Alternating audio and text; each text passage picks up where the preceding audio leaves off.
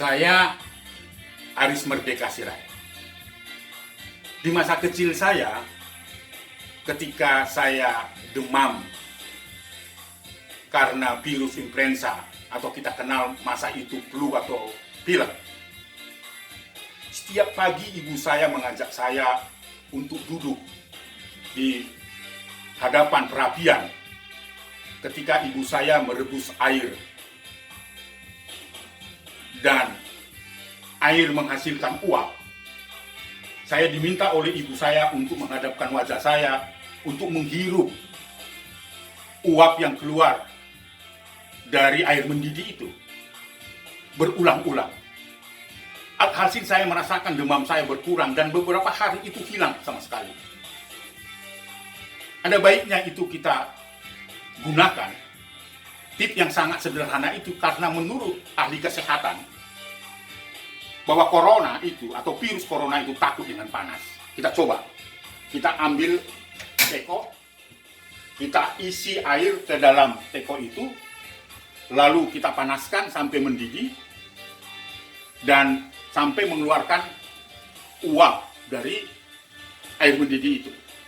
Dan kita bisa coba berulang-ulang menghirup uapnya itu melalui hidung dan rongga mulut. Demikian. Berulang-ulang dari hidung sampai kita rasa bahwa rongga hidung kita merasa panas, lalu bergantian dengan mulut, lepas lagi sampai terasa pada rongga tenggorokan dan rongga mulut terasa panas. Nah, disinilah manfaatnya ketika ada virus di dalam paru-paru kita yang masuk dari rongga hidung dan rongga mulut, dia akan mati. Cobalah berulang-ulang, sekali lagi. Iya, dari mulut. Iya. Nah, ini pesan untuk kita semua, untuk anak-anakku, anak Indonesia. Opung berpesan, selama tinggal di rumah, selama belajar anak-anakku di rumah, tetaplah beribadah. Dan jaga kebersihan dengan cara apa, nak? Setiap hari, mau makan, mau tidur, baru keluar dari rumah bermain dengan teman-teman, cucilah tanganmu, nak, ya, supaya bersih, ya, dengan sabun apa aja, demikian di air mengalir, ya, sampai bersih, sehingga ketika kita melap wajah kita, hidung kita sudah terhindar dari COVID-19 itu.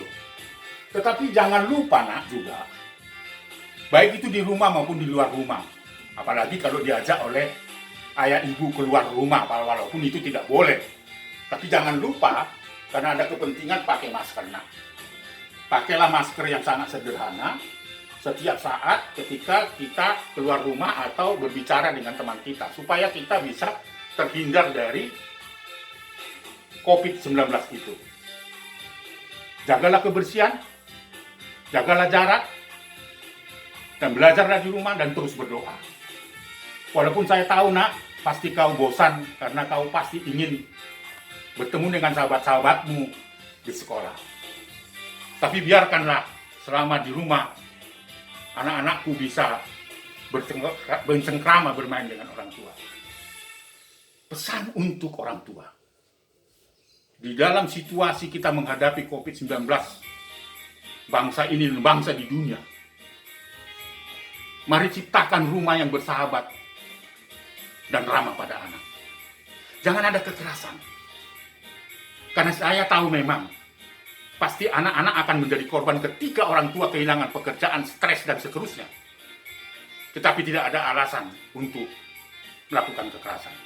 Berhentilah melakukan kekerasan, ciptakanlah rumah yang bersahabat dan ramah pada anak, dan terus beribadah mengucap syukur kepada Tuhan.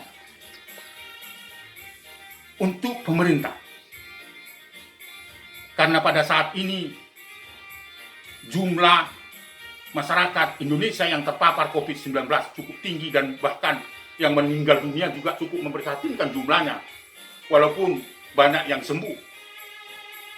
Dengan kebijakan PSBB Komnas Perlindungan Anak meminta supaya kebijakan-kebijakan itu mengedepankan kepentingan terbaik anak dan punya perspektif terhadap perlindungan anak. Bantuan-bantuan kemanusiaan yang diberikan oleh pemerintah hendaknya juga memikirkan apa yang patut dikonsumsi oleh anak-anak balita kita supaya dia menjadi kebal, imun terhadap serangan corona. Sekali lagi, kita mengajak semua komponen, mari kita selamatkan anak Indonesia dari bahaya COVID-19.